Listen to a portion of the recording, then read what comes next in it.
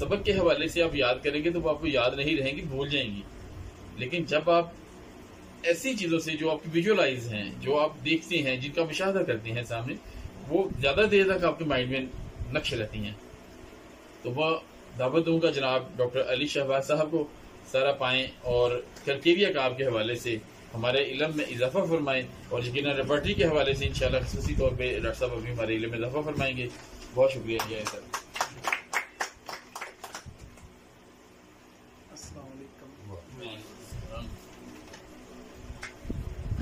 आप सब दोस्तों का बहुत बहुत शुक्रिया, और जिन्होंने हमें लाइव ज्वाइन किया है उनसे भी मैं रिक्वेस्ट करूंगा कि अगर वो समझते हैं कि कहीं पर कुछ वीकनेस है या इस सिस्टम को बेहतर किया जा सकता है तो वो अपनी राय ज़रूर दें, और हमारी कोशिश होगी कि हम आपकी राय का एहतराम करते हुए अपने प्रोग्राम के अंदर कुछ चेंजेस करें जिससे आप लोगों के लिए आसानियां पैदा हों। क्योंकि बेसिकली जो हमारा मकसद है वो आपके लिए चीज़ों को आसान करना है। लेकिन अगर हमारे लेक्चर से आप कुछ सीख नहीं पाते या वक्ती तौर पर आपको वो सिर्फ अच्छा लगता है लेकिन क्लिनिकल प्रैक्टिस में आप उसको फ्रूटफुल नहीं पाते हैं, तो जो हमारी मेहनत है वो समझ लें कि वो फ्रूटलेस हो जाती है। तो इसलिए अगर आप समझते हैं कि आप कुछ राय देना चाहते हैं तो आप ज़रूर दें, लेकिन याद रखें कि हमारे पास होम्योपैथिक अद्वियात को ज़हन के अंदर फीड करने के मुख्तलिफ तरीके हैं। आप किसी भी दवा को उसके सोर्सेज से उस हवाले से अपने माइंड के अंदर रख सकते हैं, उसकी करैक्टरिस्टिक अलामात के हवाले से अपने माइंड में रख सकते हैं, मोडालिटीज़ के हवाले से आप अपने माइंड में रख सकते हैं। और हर दुआ के अंदर कुछ 8-10 पॉइंट ऐसे होते हैं कि जिनमें से 3-4 तो आपकी सिलेक्शन में बड़ा बुनियाद का किरदार अदा करते हैं, और अगर वो ना हो तो वो दुआ ही नहीं बनती।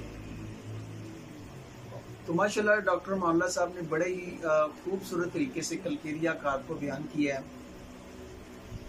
और ये डॉक्टर हानिमन की प्रूफ शुदा मेडिसिन है। और डॉक्टर क्लार्क ने इसके मतलब कहा है कि ये दवा जो है ये आपका इतना बड़ा शाहकार है कि अगर इसके अलावा आप कोई भी दवा इंट्रोड्यूस ना करवाते तो अकेली कलकेरिया कार भी जो थी वो इतना बड़ा शाहकार है कि वो ही काफी। डॉक्टर केंट इस दवा के मतलब लिखते हैं कि ये इतनी बड़ी मेडिसिन है कि मैं इस पर अपना मुकम्मल जो है एक्सपीरियंस, अपना नॉलेज मैं इस पर बयान ही नहीं कर सकता। और वो एक जगह पे लिखते हैं कि ये स्किन के अंदर और ख़ास तौर पर झिल्लियों के अंदर जो पस चली जाती है उस पे जाके कलकेरिया कार इतना अच्छा वर्क करती है कि सर्जरी के बगैर वो उसको रिमूव कर देती है, और सलेशिया से ये बेहतर वर्क करती है। तो कहते हैं कि मैं इस पर हैरान हूँ,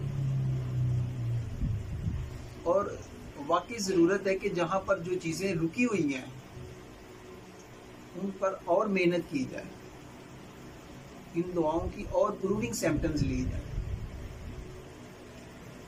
तो दोस्तों रूब्रिक बताने से पहले डॉक्टर मामला साहब का जो लेक्चर है स्पेशली इसलिए रखा जाता है कि जो दुआ का इमेज होता है, जो दुआ की पर्सनैलिटी होती है वो आपके सामने आ जाए।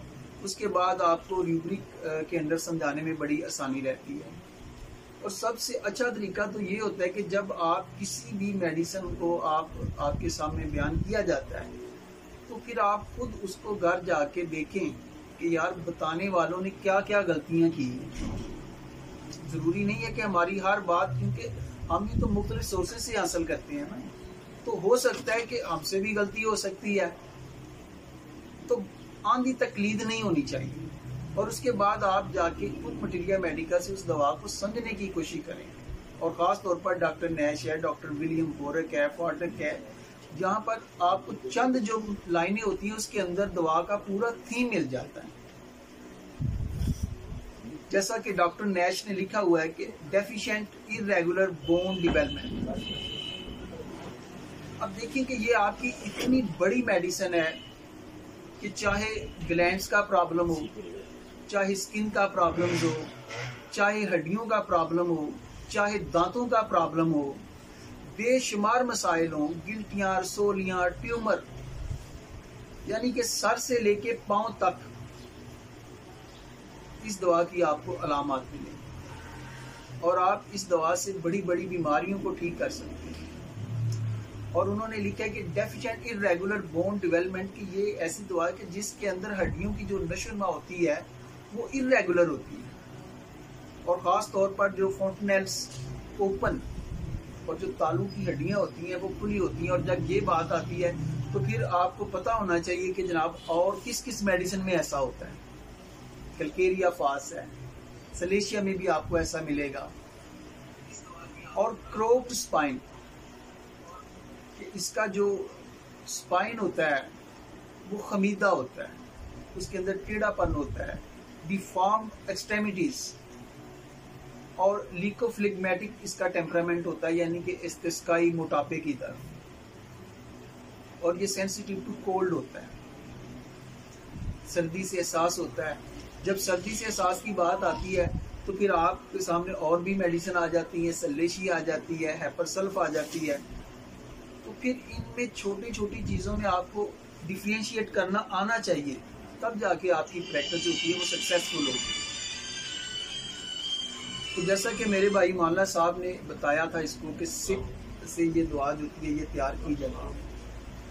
ऑस्टर शेल उसको कहा जाता है, और ऑस्टर शेल का जो एक्सटर्नल पार्ट यानी कि उसका जो बैरूनी हिस्सा होता है वो बहुत ही हार्ड होता है, और जो इंटरनल हिस्सा होता है जहां से हम मेडिसिन तैयार करते हैं वो बहुत ही सॉफ्ट होता है। अब इसी बात को लेके हमने चलना है, जो जो डॉक्टर साहब ने बात कही थी हमने उसको रूब्रिक के अंदर बयान करना है, उसको रूब्रिक के अंदर समझने की कोशिश करनी है।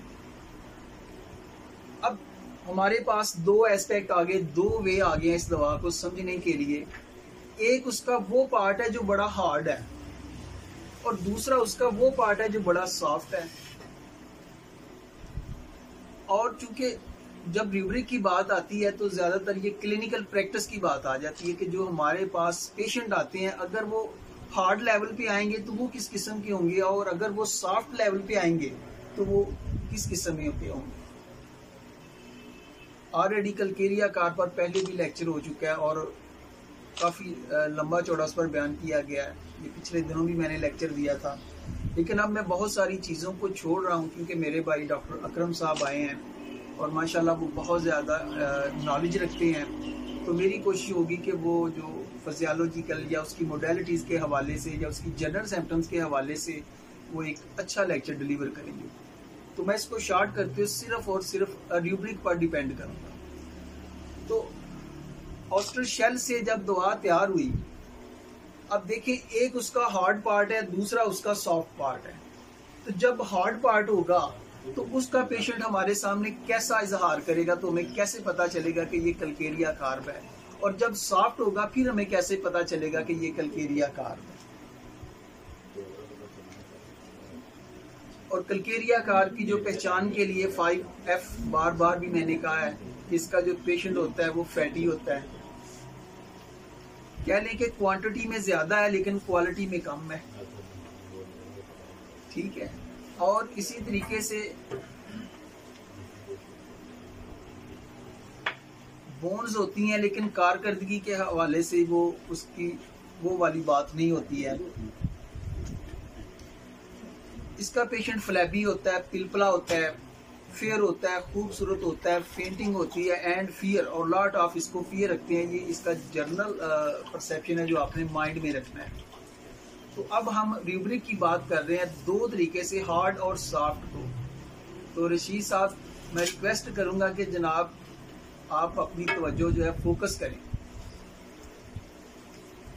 और आप ही क्वेश्चन उठाते हैं और यही हमारे लिए खुशी की बात है। तो इसका जो पहला रूब्रिक है वो है डेल्यूजन वेल्थ ऑफ। अब वेल्थ का मतलब क्या होता है? दौलत। और हर बंदे की जरूरी नहीं है कि सिर्फ मनी ही उसकी दौलत हो। मिसाल के तौर पर मेरे भाई डॉक्टर अमानुल्लाह साहब है, अब हो सकता है उनकी पॉकेट में इतनी दौलत ना हो लेकिन मंशा साहब उन्हें बड़ी रिगार्ड दें, उन्हें बड़ी रिस्पेक्ट दें, बड़ी ऑनर दें, बड़ी अच्छे तरीके से उनके साथ वो पेश आएँ। वो गुजराले जाते हैं, वहाँ पर दोस्त से मिलते हैं, इनकी बड़ी रिस्पेक्ट करते हैं, इसकी बड़ी ऑनर करते हैं। ना ये MP हैं या ना ये मिनिस्टर हैं, ना ये किसी ऐसे ओहदे पर हैं। क्यों करते हैं? इनके पास दौलत है। कौन सी दौलत है? नॉलेज की दौलत है, इल्म की दौलत है। तो ये भी एक दौलत है। यानी कि हर वो रिसोर्सेस जिससे पेशेंट फायदा उठा सके वो उसकी दौलत होती है। मिसाल के तौर पर फास्फोरस की पर्सनैलिटी है तो उसकी जो दौलत होती है उसके कंटेक्ट होते हैं। जब भी कोई वो मुश्किल में पड़ता है उसे पता होता है कि यार मुझे कोई प्रॉब्लम पड़ गया है तो कोई बात नहीं, मेरा तो जनाब बाजी ज़ुबैदा से मेरा कंटेक्ट है और मुझे पता है कि जनाब उनके जनाब पॉलिटिकल काफ़ी असरात हैं और वो मुझे इस कंडीशन से बाहर निकाल देंगे। दरगाहपुर में डॉक्टर लियाज साहब हैं, गुजरावाला में डॉक्टर आमिर साहब हैं, डॉक्टर अकरम साहब हैं। तो जो उसके कंटेक्ट होते हैं वो उसकी वेल्थ होती है। और फिर वो बीमारियों के मतलब, वो दूसरी चीज़ों के मतलब, वो जिस फील्ड के अंदर होता है ना उसकी वो जनाब उसका इल्म भी वो रखता है। इसी तरह देखिए सल्फर मेडिसिन है, वो भी इसी रूब्रिक के अंदर आती है, डेल्यूजन वेल्थ ऑफ में। अब सल्फर की जो दौलत होती है वो उसका नॉलेज होता है। वो उसे कहते हैं ना जनाब वो हिंद सिंध की सारी खबरें रखने वाला होता है और वो उस पर बड़ा मान करता है। वो समझता है कि जनाब मुझे कोई भी प्रॉब्लम आ जाएगा ना तो मुझे मेरी जुबान की वजह से, मेरे नॉलेज की वजह से, मेरी इंटेलिजेंसी की वजह से मुझे कोई शिकस्त नहीं दे सकता। तो वो उसकी वेल्थ होती है। इसी तरीके से बेलाडोना है, उसकी फ्रीडम है। और जो कलकेरिया कार्ब है इसकी वेल्थ भी है। कलकेरिया कार्ब की जो दौलत होती है ये इसके गुण होते हैं, ये इसकी वो क्वालिटीज होती हैं। जैसा कि डॉक्टर मामला साहब पर्सनैलिटी को बयान करते हैं ना, तो कभी आप कलकेरिया कार्ब अगर आपके क्लिनिक में आता है या आपने कलकेरिया, इसको स्पेशली पेंडू मेडिसिन भी कहा गया है। पेंडू मेडिसिन या पेंडू इसलिए कहा गया है कि ये चूंकि बोन स्ट्रक्चर, ये हड्डियों का ढांचा, और हड्डियों का ढांचा जो होता है उसका काम होता है खानदान को इकट्ठा रखना। ये उसकी रिस्पॉन्सिबिलिटीज में होता है। ये मिनरल किंगडम से तल्लक रखने वाली दुआ है और मिनरल किंगडम्स में केयर्स एंड वरीज बहुत पाई जाती है।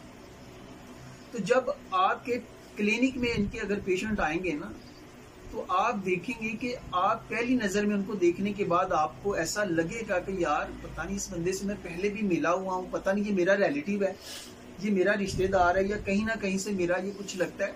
कि इतना अफेक्शनेट उसका जो एटीट्यूड होता है, इतना खलूस वाला उसका जो तरीकाकार होता है, वो बड़ी मोहब्बत से, और बड़ा वो जनाब उसने अच्छा लिबास पहना होता है, बड़े साफ सुथरे कपड़े पहने होते हैं, और उसकी कोशिश होती है कि वो अपनी हैसियत से बढ़कर, जैसे काली कार जो एक चौधरी की या एक मेंबर की, एक काउंसलर की, जो जनाब एक तंजीम को या किसी चीज़ को हेड कर रहा होता है, उसकी मेडिसिन होती है।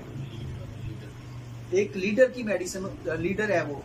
इसी तरीके से उसको, जैसे मैंने बताया था कि डेल्यूजन जो होती है, नेक लॉच, उसकी जो गर्दन, वो समझता है कि जो चीज़ों को मैं देख रहा हूँ वो दूसरे नहीं देख रहे। इसी तरीके से जो खानदानी मामलात होते हैं उनके अंदर कलकेरिया कार्ब जो होता है वो बड़ा फिट बैठता है। तो ये जो सारे रस्म व रिवाज हमें मिलते हैं ये ज़्यादातर हमें गांव में मिलते हैं। गांव में अगर आप कहीं जाएं ना तो आप देखते हैं कि जनाब वो चाहे गरीब हो, वो बड़ी धूमधाम से अपने बच्चे की शादी करता है। उसकी कोशिश होती है कि वो ज़्यादा से ज़्यादा खर्च करे। अगर कोई मेहमान गया है तो उसके साथ बड़ा अफेक्शनेट होगा, उसकी बड़ी कोशिश होगी कि जनाब कि कोई बात ना कर सके। ये उसके गुण है। और इसके पीछे रीजनिंग भी होती है, इसके पीछे वजह भी होती है। और जैसा कि मामला साहब ने उसके खौफ के मतलब बयान किया था, सेकंड पार्ट में मैं इसके के खौफ को भी बयान करूंगा। अब ये जो डेल्यूजन इसको वेल्थ का है, दौलत का है, इसकी बेसिक जो वजह होती है ना, ये उसका सेल्फ इंडिपेंडेंट होता है। अगर आप यूबरिक देखें ना, इंडिपेंडेंट, आजाद,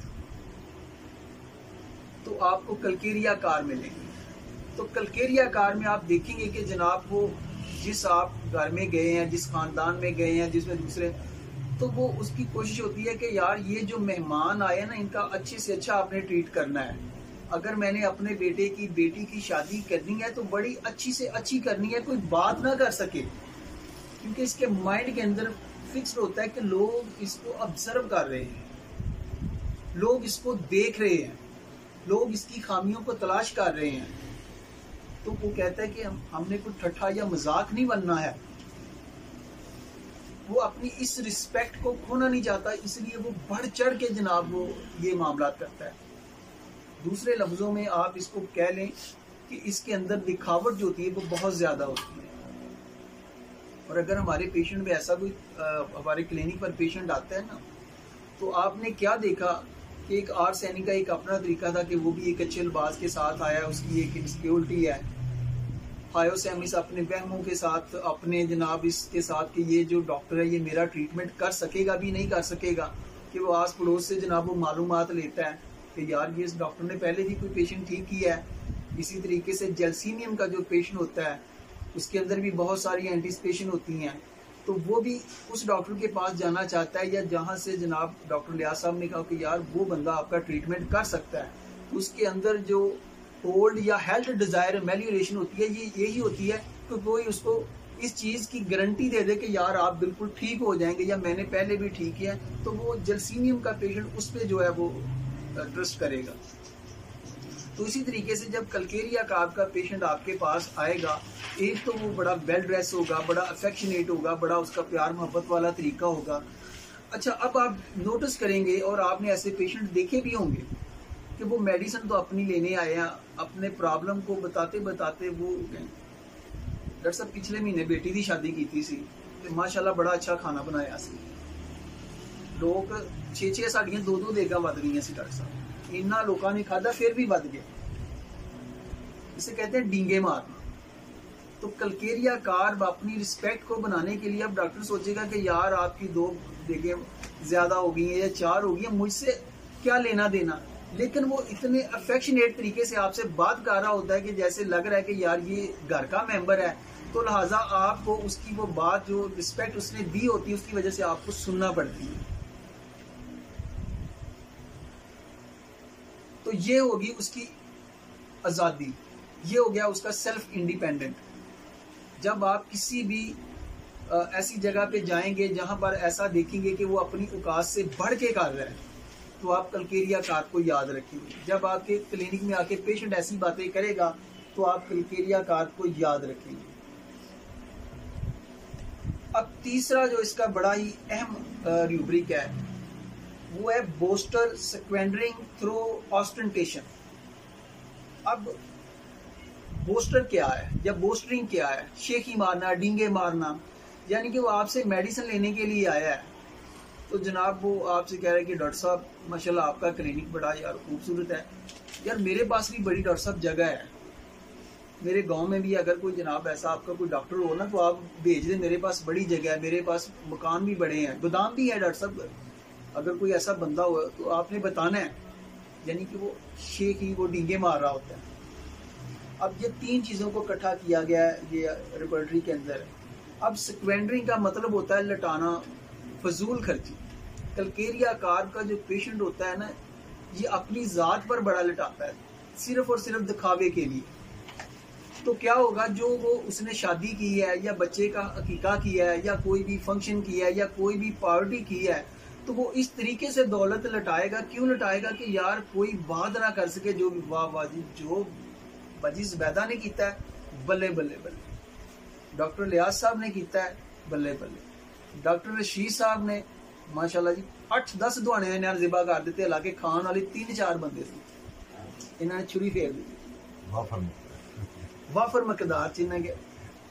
ये कलकेरिया कार्ब है और इसके साथ ये बड़ा ही मोहब्बत वाला, अफेक्शनेट वाला, यानी कि आपको वहां पर बैठे हुए लगता ही नहीं है कि जनाब हम किसी के क्लिनिक में बैठे हुए हैं। तो ये जनाब स्पेशल आपको क्लिनिक में मंजा डा के देगा, जनाब आपको दरी शरीफ चाह के, वहां पर हर चीज आपको ऐसा ही लगेगा जैसे यार आप किसी अपने रिलेटिव के पास हो, किसी अपने के पास है। ये कलकेरिया कार्ब है, ये उसकी स्क्वेंडरिंग है। और थ्रो ऑस्टेंटेशन,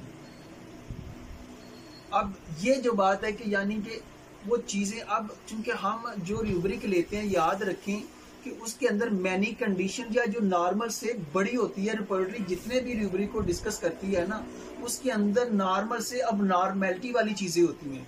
अगर मिसाल के तौर पर काली कार की ईमानदारी है ना, उससे प्रॉब्लम नहीं आ रहा, लेकिन वो जो ईमानदारी के अंदर जिद्दीपन आ चुका है जिसकी वजह से वो दूसरे लोग समझ रहे हैं कि यार मैंने तो मेरे इतने तल्लुक आते, मैंने सिफारिश की थी कि यार क्या बात है इस गाड़ी का आप चलान ना करें, छोड़ दे, इतने मेरे तल्लक वाला बंदा था यार, इतना भी क्या असूल हुआ कि जनाब उसने मेरी एक बात नहीं मानी है। तो यहाँ पर वो जो चीज़ें आ जाती हैं वो नेगेटिविटी में आ जाती हैं। तो जो चीज़ें नेगेटिविटी में आएंगी उसको रिपोर्टरी डिस्कस करेगी। तो ये जो इसकी फजूल खर्ची है जिसकी वजह से ये बाद में इसको खमियाजा भी भुगतना पड़ता है, चाहे वो उधार ले ले चाहे वो कुछ कर ले। तो ये सिर्फ और सिर्फ दिखावे के लिए लोगों को कि लोग मुझे देख रहे हैं, कोई मुझे बात ना करे। चौथा जो इसका रूब्रिक है वो भी बड़ा ही इंपॉर्टेंट है, वो है indifference recovery about his. Indifference recovery about his, इसका मतलब ये होता है कि जब हम शुरू में बाजी ज़ुबैदा के पास गए, मैं और डॉक्टर मोहल्ला साहब, तो हमें नहीं पता था कि इनको गले का ऑलरेडी प्रॉब्लम रह चुका है या कोई, या ये समझ लें कि ये ऑलरेडी किसी बड़े प्रॉब्लम को लेके चल रहा होता है। तो इन्होंने बड़े प्रॉब्लम की बात नहीं की है, इन्होंने कहा उसको तो छोड़ो बेटा, ये जो मेरे गोडे ने पहले ही ना तो थोड़ा जा चलाओ ना, मैं चलन जोगी हुआ था, मैं फिर तुहाडे नाल चलांगी। इसका मतलब होता है इंडिफरेंस अबाउट हिज रिकवरी के कोई बड़ा काम में उन्होंने छड़ के जो छोटा है ना वो अल तवज्जो कर ली जाए। अब मैं इसको आसान करने के लिए आपको एक केस मेरे पास आया, एडिनोमेटेड नूडल्स राइट थायराइड, यानी कि उसको थायराइड का राइट साइड में प्रॉब्लम था, वहां पर नूडल्स का प्रॉब्लम चल रहा था, अल्ट्रासाउंड उसने करवाई हुई थी। अब डॉक्टर ने उससे कहा कि दीदी आपको इसका ऑपरेट करवाना पड़ेगा। अब देखें एक कलकेरिया, अभी हम कलकेरिया कार्ड के जो पहला हिस्सा है उसको डिस्कस कर रहे हैं, जो हार्ड है वो नहीं है जिसके अंदर बहुत सारे फियर हैं। अब वो पेशेंट आगे कहती है कि डॉक्टर साहब मैनू तो गले का कोई अड्डा लगता नहीं है, थोड़े दिनों से होया, वो कह रहे ने करानी के ऑपरेट करवाना पड़ेगा, मैनू तो कोई डॉक्टर साहब ऐसा मामला नहीं लगता, तुसी छोड़ो इंज करो कि तुसी मैनू दवाई दिओ ते मैं ठीक हो जा। मैं कहा जी हो सकता है कि दवाई ज्यादा देर इस्तेमाल करनी पे, तुसी ऑपरेट ही करवा लो, क्यों नहीं तुसी ऑपरेट करवांदे? उन्होंने कहा डॉक्टर साहब ऑपरेट जरूर करवाना है, मैनू पता है कि मैनू तुसी कोई मेडिसिन दिओगे ना तो मैं ठीक हो जाऊंगी, मैं कोई दम करवा लांगी, मैं कोई फलाना काम करवा लांगी। ये क्या था? ये डेल्यूजन ऑफ वेल्थ है कि उसको अपने रिसोर्सेज पर बिलीव है। अब डेल्यूजन इसको इमेजिनेशन में लेते हैं और ये इस कदर उसको पूछता है कि जनाब अगर मैं मेडिसिन से ठीक ना हो सकी तो मैं दम से ठीक हो जाऊंगी। ये उसका डेल्यूजन ऑफ वेल्थ था। और इसी देखें, इसी एक बात पे दूसरा जो रूब्रिक बन रहा है वो बन रहा है इंडिफरेंस रिकवरी अबाउट हर, कि जो इतना बड़ा प्रॉब्लम है जिसको डॉक्टर साहब ने कहा है कि तरजीही बुनियादों पर आपको इसको देखने की जरूरत है, आपको इसके मजीद टेस्ट की जरूरत है, वो उन सारी चीजों से कह रही है कि डॉक्टर साहब इनको आप छोड़ें, आप मुझे गले की मेडिसिन दे दें सिर्फ, तो इससे ये ठीक हो जाएगा। इसे कहते हैं इंडिफरेंस अबाउट हिज रिकवरी या रिकवरी अबाउट। अब एक बात और उसने कह दी, डॉक्टर साहब आपने मुझे मेडिसिन देनी है लेकिन मेरी रिपोर्ट्स का मेरे रिश्तेदारों में, मेरे घर वालों में कहीं पर जिक्र नहीं करना है। मैंने कहा जी वो क्यों? नहीं डॉक्टर साहब एवं लोगों को मेरी कमजोरी का पता चलेगा, क्योंकि कहणगे मेरे मतलब 100 तरह दी चीज़ां सोचणगे। अब ये वो रूब्रिक है कि जनाब लोग उसको ऑब्जर्व कर रहे हैं। तो इन 3-4 रूब्रिक के अंदर, हालांकि पेशेंट ने तो सिंपल आया, उसने तो 1-2 बात की है, लेकिन जब आपने रूब्रिक लिए तो आपकी मेडिसिन कल्केरिया कार्ब वहां बन रही है, और कल्केरिया कार्ब आपको पता है कि थायराइड सिस्टम पर इसका बहुत ही जबरदस्त इफेक्ट है।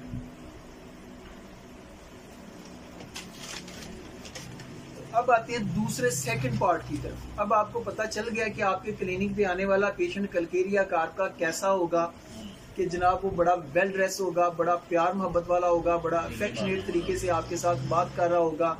अगर उसको कोई बड़ा प्रॉब्लम है तो वो उसको इग्नोर कर देगा, तो कहेगा कि डॉक्टर साहब छोड़ें, अभी वक्त है, अभी आप इन चीज़ों को जो है ना, इन चीज़ों को मैनेज करें।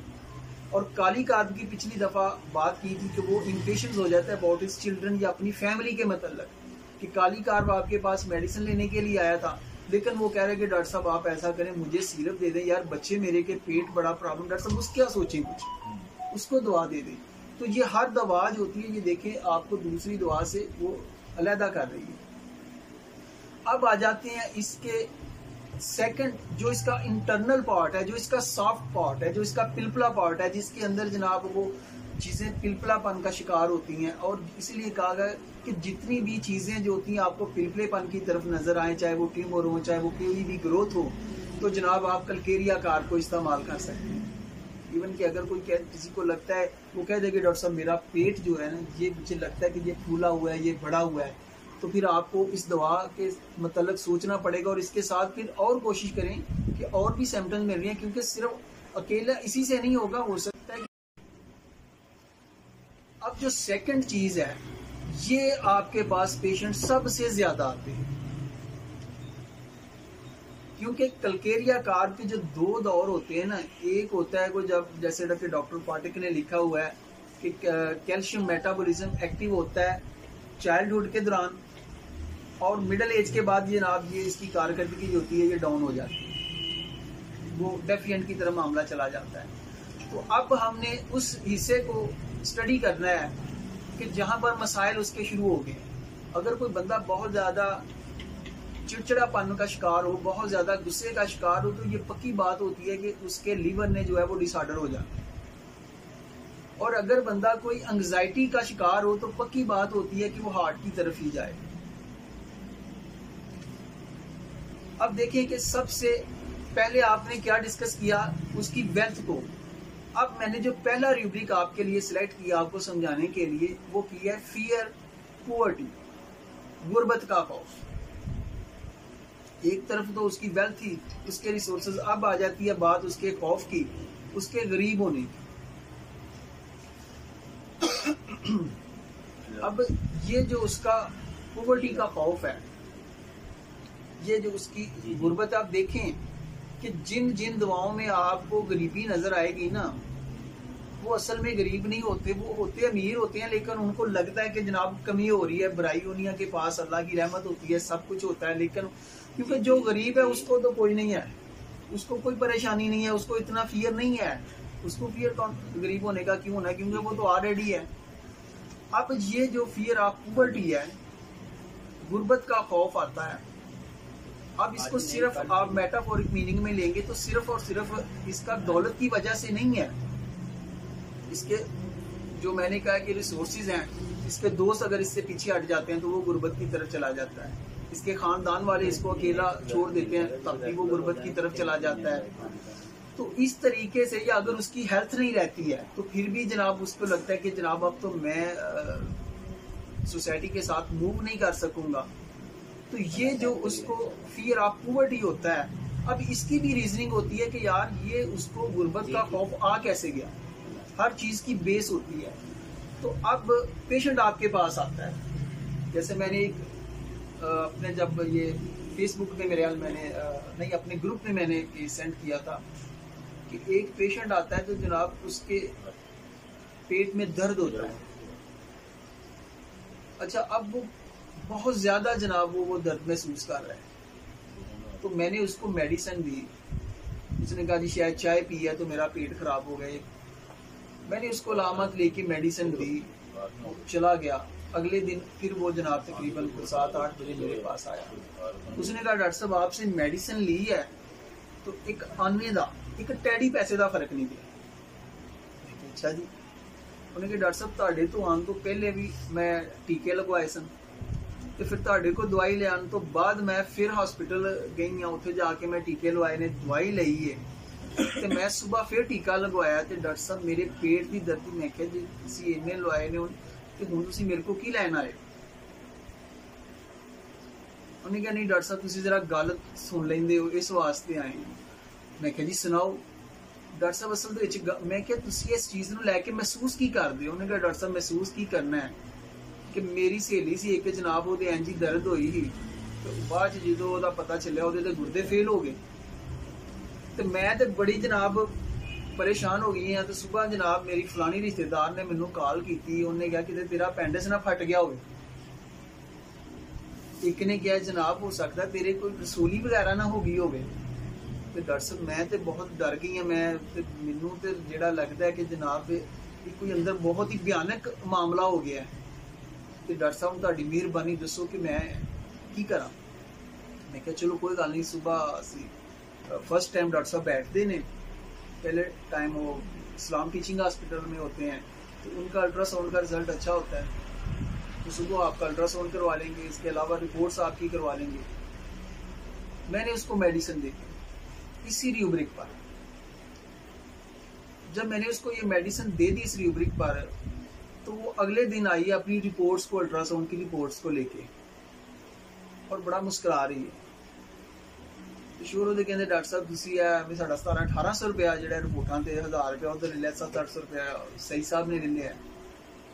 उन्हें कहा डॉक्टर साहब पहले दिन तुसी मेडिसिन दी है तो मैनू फर्क नहीं पिया, दूसरे दिन तुसी मेडिसिन दी है मैनू फर्क पिया। मैं क्या गलती हो गई, पहले दिन मैं तुहाडे मेदे नूं मेडिसिन दी सी ते कल तुहाडे मैं दिमाग नूं मेडिसिन दी सी। अब जो यहाँ पर रूब्रिक सेलेक्ट मैंने किया था वो था horrible things and sad stories affected heart. Horrible things, कोई भी खतरनाक, तुसी जा रहे हो रोड ते जा रहे हो, कोई हादसा हो जाता है, कोई एक्सीडेंट तुहाडे सामने ऐसा हो जाता है, तुसी देखदे हो कि बड़ी अच्छी गड्डी दे विच बंदा बैठा होया, जिवें अर्जेंटम नाइट के और जैलसीमियम ने ना, वो उत्थे रख के अपने आप नूं सोचदे ने कि अगर मैं उत्थे होवांगा। तो इसे तरह ही कलकेरिया कार जो वो उस चीज़ नूं लैके ते वो सोचदा कि यार अगर मेरे नाल इंज हो गया तो मेरा की बनेगा, मेरे बच्चों का की बनेगा, मेरी फैमिली का की बनेगा। तो इसलिए horrible things and sad stories affected her profoundly, ये इसका बहुत ही जबरदस्त रूब्रिक है। और 70 से 80% जो आपके पास पेशेंट आते हैं ना, वो आके कहते हैं कि डॉक्टर रशीद साहब कहीं मेरे पेट के अंदर यार ठीक नहीं हो रहा, कहीं कैंसर तो नहीं हो रहा, डॉक्टर साहब देख लिया जे, डॉक्टर साहब मैनू बड़ा डर लगता है जी, मैनू मानना ऑपरेशन तो बड़ा डॉक्टर साहब डर लगता है। ऑपरेशन से आपको क्यों डर लगता है? बहुत सारे दे ऑपरेशन डॉक्टर साहब खराब हो जाते हैं, वो जिहड़ा नहीं भी मरना तो मर जाता है। तो मेरी तो फैमिली है, मेरे बच्चे ने छोटे छोटे, तो की मामला होएगा? ये क्या है? ये उसकी पॉवर्टी है कि अगर ऐसा हो गया तो जनाब पीछे से मामला खराब हो जाना है। तो इसलिए ये rubric horrible things and sad stories affected her profoundly, ये कलकेरिया कार का एक अहम रूब्रिक है। जिस तरह से आपको पहली हालत में वो इंडिफरेंस रिकवरी अबाउट इससे मिला था, इसी तरीके से ये रूब्रिक है। इसी से मिलता जुलता आपको रूब्रिक माइंड में सैडनेस स्टोरीज फ्रॉम, कि यानी कि कोई किसी की दुखी स्टोरी सुनी कि जनाब वो फलानी जगह पे ऐसा हो गया तो 3 कत्ल हो गए या ऐसा मामला हो गया। तो इसीलिए कहते हैं कि कलकेरिया कार जो होता है ये क्रूलिटी इसको बड़ा मुतासर करती है, ये जुल्म को जो है नहीं देख सकता है। कलकेरिया कार्ब का ऐसा शख्स होता है कि आपके पास कोई ऐसा पेशेंट आ गया, वो उसने अपनी दुखी स्टोरी सुना दी है ना, तो जनाब वो पहले रोना शुरू कर देगा। कलकेरिया कार कोई ड्रामा देख रहा है, कोई मूवी देख रहा है, तो वो सीन की मुनासिबत से कलकेरिया कार जो होता है वो रोना शुरू कर देता है। तो और इसके जो अंदर रूब्रिक आएंगे कि फियर ऑपरेशन है, इंसेक्ट्स है, फियर डिजीज ऑफ बीमारियों का खौफ है, और एक और बड़ा अहम रूब्रिक है कि फियर डिजीज ऑफ अपेंडिंग या will be something bad happening. यानी कि कलकेरिया कार के मरीज के ज़हन के अंदर ये सोच आ जाती है कि जनाब तुम्हारे साथ कोई ना कोई बुरा हादसा या बुरा वाकया हो जाना है। तो इसीलिए कलकेरिया कार्ब और ब्रायोनिया ये 2 ऐसी शख्सियात हैं जो बीमा पॉलिसी को अहमियत देती हैं, और ये फौरन ऐसे वाक़े पर जनाब पॉलिसी करवा लेती है।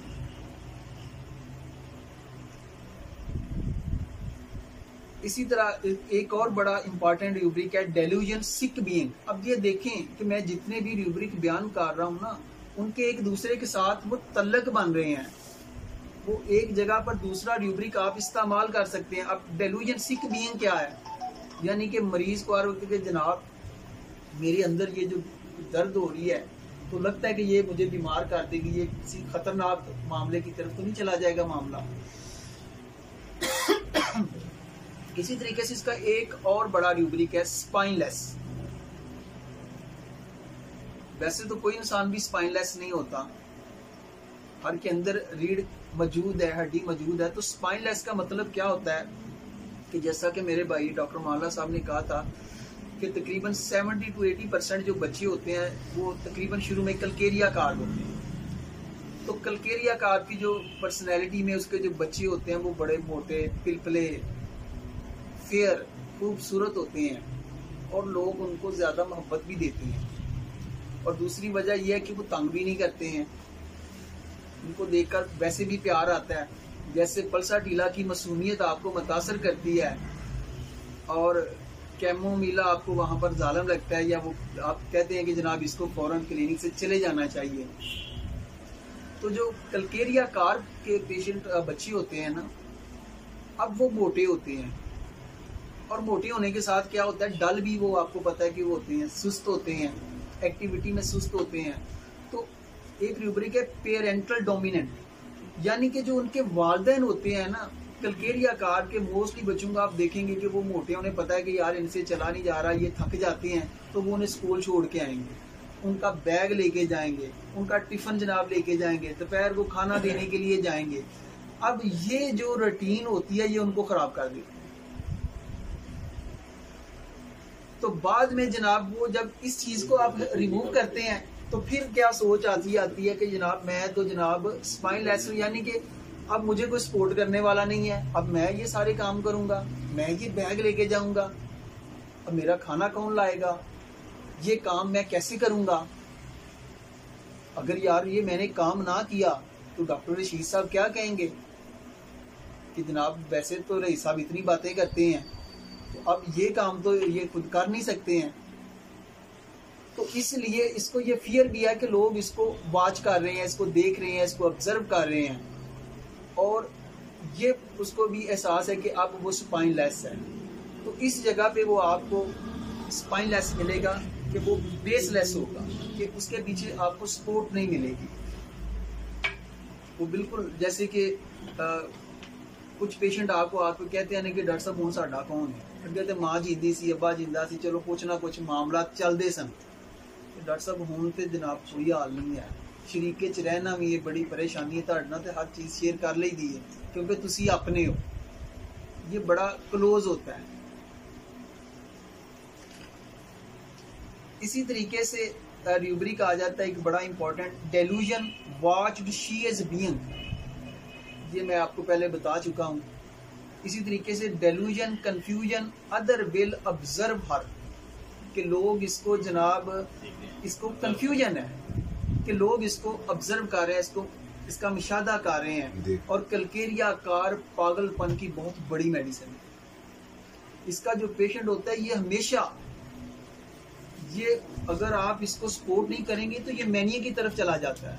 इसको हमेशा जनाब इसका पेशेंट होगा कि अगर किसी जगह पे खाना खा रहा है ना तो ये चोरी नजर से ये देखेगा कि लोग इसको देख तो नहीं रहे हैं।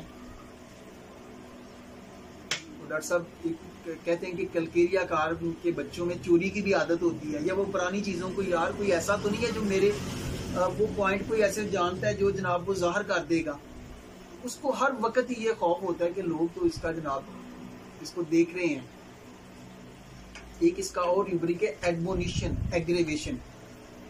एडमोनिशन एग्रेवेशन का मतलब ये होता है कि कलकेरिया कार के जो पेशेंट होते हैं ये बहुत ज्यादा सेंसिटिव होते हैं। जिस तरीके से ये सर्दी से एहसास होते हैं ना, ये लोगों की ओपिनियन से भी बड़ा एहसास होते हैं कि लोग इनके मतलब क्या राय रखते हैं,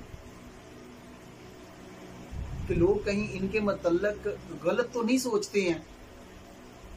तो ये जो चीज होती है ये भी इनको ट्रबल में कर देती है, और इसलिए ये अक्सर जनाब आप देखेंगे कि ये तिनके तोड़ रहे होते हैं, मेरे महल्ले वाले, मेरे घर वाले मैनू किते पागल तो नहीं समझते कि मैं वाकई पागल तो नहीं हो रहा है।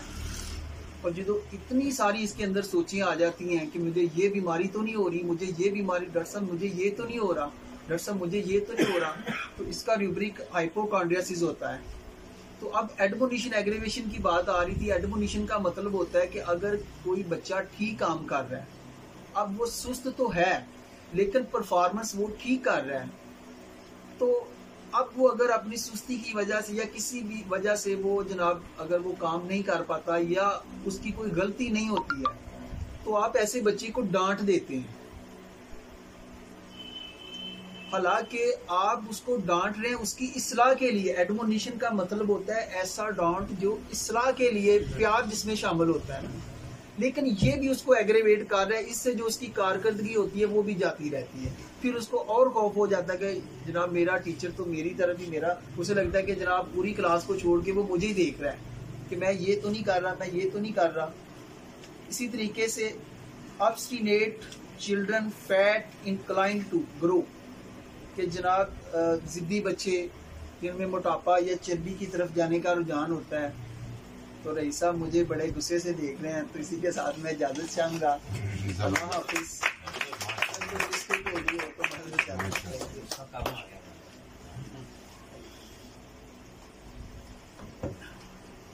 बहुत शुक्रिया जनाब डॉक्टर अली शहबाज साहब।